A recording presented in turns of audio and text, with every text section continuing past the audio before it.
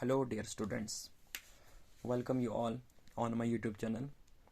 जैसा कि हम क्लास 11th की बात करते हैं, आपने इससे पहले वेक्टर्स के बारे में पढ़ा है। तो आज का टॉपिक जो है हमारे पास उसी वेक्टर के रिलेटेड है जिसका नाम है rectangular component of A vector और रिसोल्यूशन ऑफ ए वेक्टर। देखो, काफ़ी इंपॉर्टेंट टॉपिक है ये आपके इस सिलेबस का। इसमें हमें क्या सीखना है? इसमें हमें यही चीज़ें सीखनी है कि किस तरह से हम एक वेक्टर को स्प्लिट करते हैं, है ना। क्लास में आपको मैंने बार बार कहा था कि हमें एक टॉपिक आगे पढ़ना है जिसका नाम है रिसोल्यूशन ऑफ ए वेक्टर और स्प्लिटिंग ऑफ ए वेक्टर, जिसमें हम वेक्टर को स्प्लिट करते हैं, है कि नहीं। तो उसी के बारे में आज हमें समझना है। देखो, स्प्लिट क्यों करते हैं ये भी आपको मैं समझाऊंगा। स्प्लिट करने के बाद कंपोनेंट्स जो बनते हैं, है ना, यहाँ पर जो आ चुका है रेक्टेंगुलर कंपोनेंट्स, है ना, उसके बारे में कुछ पढ़ना है। चलो स्टार्ट करते हैं। सबसे पहले अगर मैं आपको बताऊं, देखो भाई, अगर आप एक आसान से एग्जांपल से हम स्टार्ट करते हैं। जैसा कि अगर मैं आपको बताऊं कि क्या बताएं, देखो, अगर हम किसी भी ऑब्जेक्ट्स को थ्रो करते हैं ऐसे, मतलब मैंने किसी ऑब्जेक्ट को ऊपर फेंका है ऐसे, प्रोजेक्टाइल, याद प्रोजेक्टाइल तो आया आपको याद? हाँ, मैंने प्रोजेक्टाइल क्या होता है पढ़ा है ना क्लास में।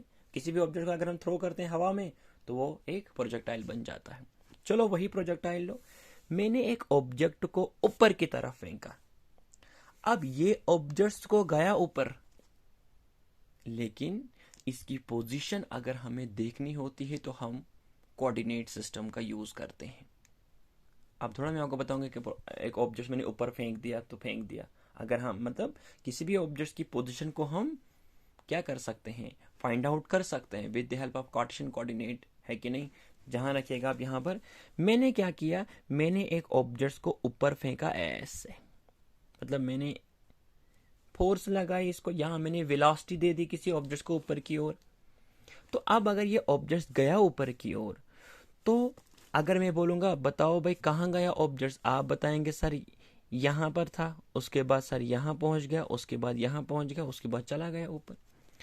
लेकिन इसको बताने का तरीका कुछ अलग है। वो क्या है, सुनो इधर। आपने तो ऊपर फेंका ऑब्जेक्ट, ओके, आपने ऑब्जेक्ट ऊपर फेंक दिया, लेकिन आगे देखो क्या हो गया। मैं आपको बोलूंगा बताओ कहाँ गया ऑब्जेक्ट, यहाँ इसकी पोजीशन कहाँ पर है, तो आप थोड़ा बोलोगे सर यहाँ है, यहाँ है।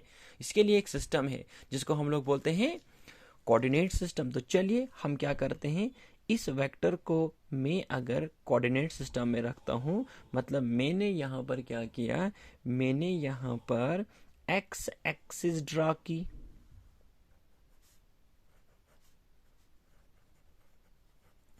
और क्या किया मैंने ड्रा वाई एक्सिस। ओके, ये हमारे पास क्या है, वाई एक्सिस है कि नहीं। ओके, तो अब आप थोड़ा देखो, मैं बोलूंगा एक्स एक्सिस में देखो, इस पोजीशन पर ऑब्जेक्ट एक्स एक्सिस में यहां पर पहुंचा है और वाई एक्सिस में यहां पर पहुंचा है। कुछ टाइम के बाद जब यही ऑब्जेक्ट यहां पहुंचा तो एक्स एक्सिस में इसने इतना डिस्टेंस कवर किया है और वाई एक्सिस में इसने इतना डिस्टेंस कवर किया है। इसी तरह से अगर ऑब्जेक्ट यहां पहुंच गया तो मैं बोलूंगा एक्स एक्सिस में ये इस लोकेशन पर है और वाई एक्सिस में ये इस लोकेशन पर है।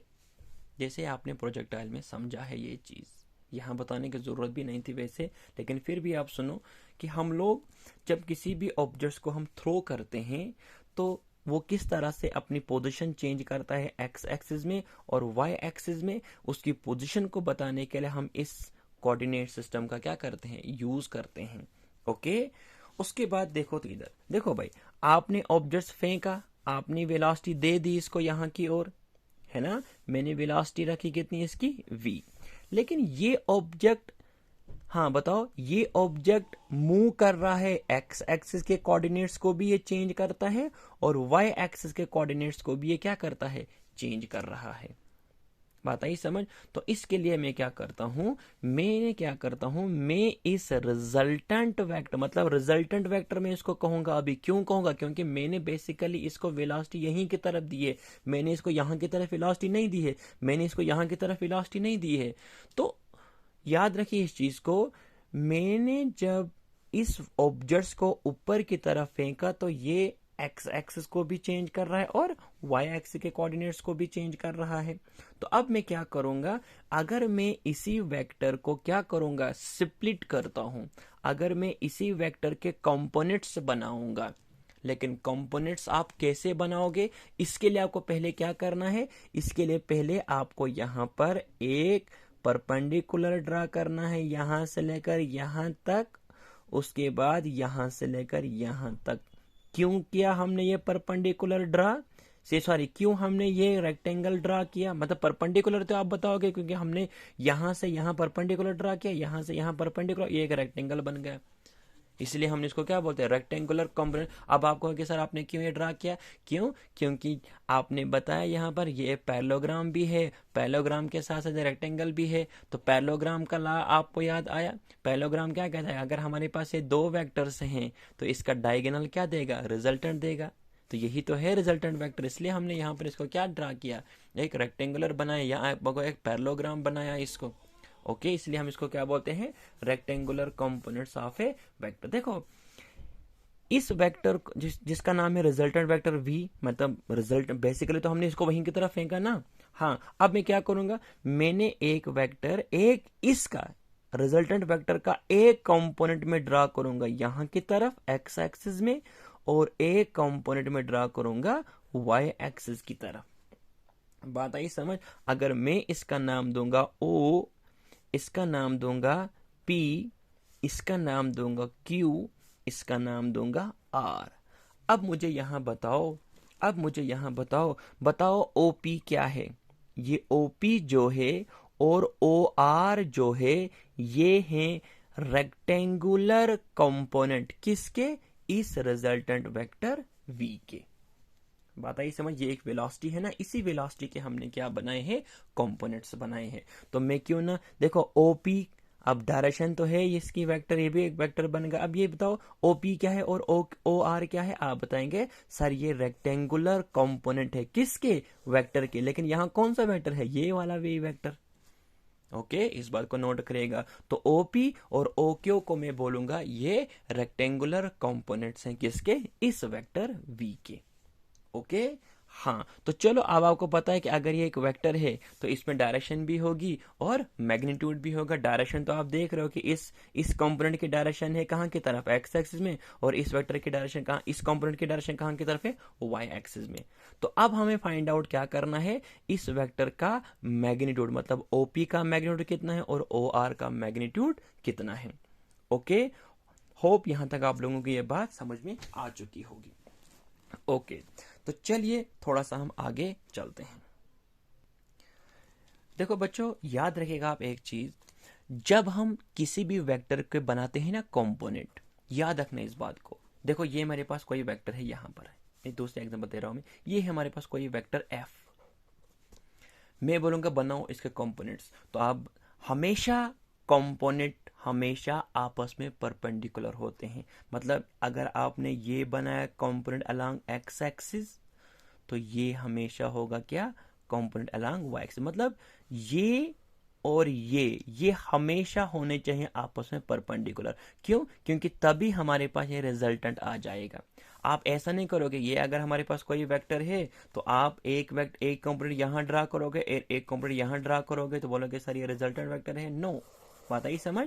तो कंपोनेंट जब भी आप किसी वेक्टर के ड्रा करोगे, जैसे आपने इस वेलोसिटी के कंपोनेंट ड्रा किए, एक किया एक्स एक्सिस में और एक किया वाई एक्सिस में, तो आप देखोगे ये दोनों आपस में हमेशा क्या है, परपेंडिकुलर है। तो component always perpendicular to each other. Okay, समझ में आ चुका है ना, ठीक है, यहां तक ठीक है सिस्टम। ओके, ठीक है बच्चों, यहां तक तो क्या लिखा मैंने यहां पर कि कंपोनेंट जो होते हैं, components are always perpendicular to each other, इस पॉइंट को नोट रखिएगा। तो चलो अब हम क्या करते हैं, OP का निकालते हैं मैग्नीट्यूड और OR का निकालते हैं मैग्नीट्यूड। ओके, तो हम इसके लिए क्या करेंगे, देखो भाई इधर हम इसके लिए एक पहले ट्राइंगल देखते हैं। देखो भाई थोड़ा आप इस ट्राइंगल को देखिएगा, इन ट्राइंगल, कौन सी ट्राइंगल शाबाश, आप इस ट्राइंगल को देखिएगा, OPQ, in triangle OPQ। Q. तुम लोगों को एक फॉर्मूला पता है,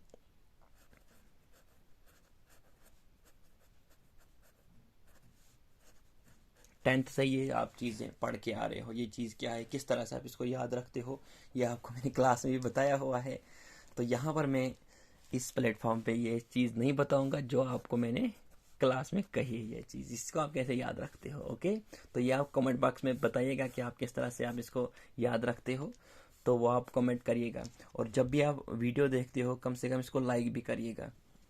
आप लोग सिर्फ व्यू बढ़ाते हो, व्यू देखते हो, लेकिन लाइक भी कम से कम किया करो इस चीज़ को, और कमेंट भी किया करो। ओके, इससे थोड़ा सा हम लोगों को ही बूस्ट मिलता है, तो हम लोग आगे आगे आप लोगों के लेक्चर तैयार करते हैं। ओके, तो थोड़ा सा देखिए आप, in triangle O P Q, इस ट्रायंगल को ओ पी क्यू तुम लोगों को पहले से ही पता है। देखो इधर कॉस थीटा, बात को समझना। देखो यहाँ पर एक एंगल है इनके बीच का। देखो भाई, मैंने क्या किया, cos theta is equal to किसके बराबर होता है, cos theta. Cos theta base upon hypotenuse होता है कि नहीं। तो इस ट्रायंगल में देखिएगा बेस कौन है और हाइपोटेन्यूस कौन है, बताइए शाबाश।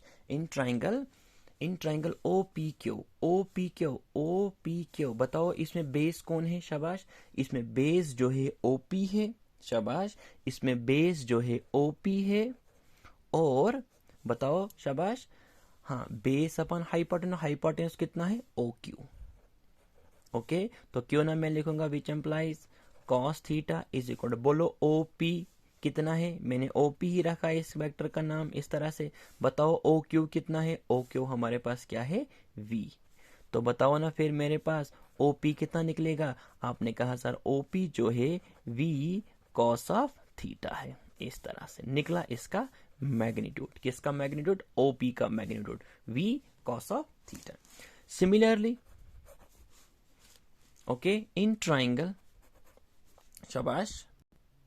तो चलिए शाबाश, आगे हम बढ़ते हैं। अगेन इन ट्राइंगल, इसी ट्राइंगल को देखेगा फिर से, again in triangle O P Q. देखो ओ पी क्यू में अब आप साइन थीटा लगा दिए।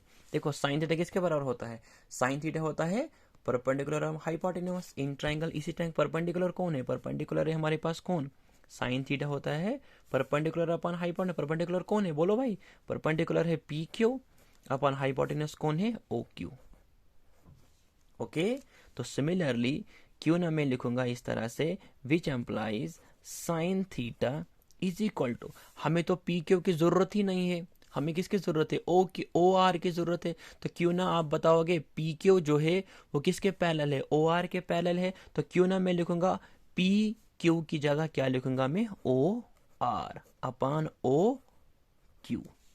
ओके, इस बात को नोट रखेगा, मैं यहां पर लिखता हूं बिकॉज पी क्यू जो है वो पैरेलल किसके है, ओ आर के। तो इसलिए हमने क्या लिखा यहां पर, इसलिए हमने पी क्यू की जगह क्या लिखा, ओ आर लिखा। तो ये बनेगा which implies sine of theta is equal to, बोलो शाबाश, sine of theta is equal, बताओ ओ आर कितना है। अब ओ आर तो निकालना है, ओ आर ही तो हमें चाहिए, इसका मैग्नीट्यूड डिवाइडेड बाय, बताओ ओ क्यू कितना है, ओ क्यू हमारे पास है वी। तो मैं लिखूंगा विच एम्प्लाइज ओ आर जो है हमारे पास एक रिजल्टेंट वेक्टर, सॉरी कंपोनेंट है ओ आर, तो ये किसके बराबर है, इन दोनों को मल्टीप्लाई करो तो ये बनेगा वी साइन ऑफ थीटा।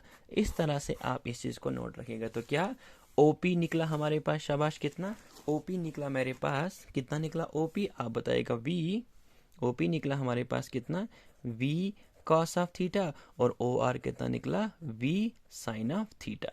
तो ये चीज आप अगर प्रीवियस क्लास के साथ कंपेयर करोगे तो आपको ये अच्छे से समझ आया होगा कि जहां पर मैंने क्लास में बार बार जब किसी वेक्टर को मैं स्प्लिट करता था तो मैं लिखता था एक्स एक्सिस में क्या लिखता था मैं, v का मतलब जो भी वेक्टर हुआ कर, अगर ये f है तो यहाँ पर लिखता हूँ मैं f cos ऑफ थीटा, और यहाँ पर लिखता था मैं क्या, f साइन ऑफ थीटा। तो ये आता कैसे है, इसको हमने आज क्लास में सीख लिया। ओके, तो ये थोड़ा सा आपको ये फॉर्मूला लगाना है, तो इस तरह से ये चीजें आप लोगों को समझ में आती है। तो बताओ क्या होता है रेक्टेंगुलर कंपोनेंट्स, जब हम एक वेक्टर को स्प्लिट करते हैं, बात आई समझ, जब हम एक वेक्टर के क्या बनाते हैं, रेक्टेंगुलर कंपोनेंट्स बनाते हैं।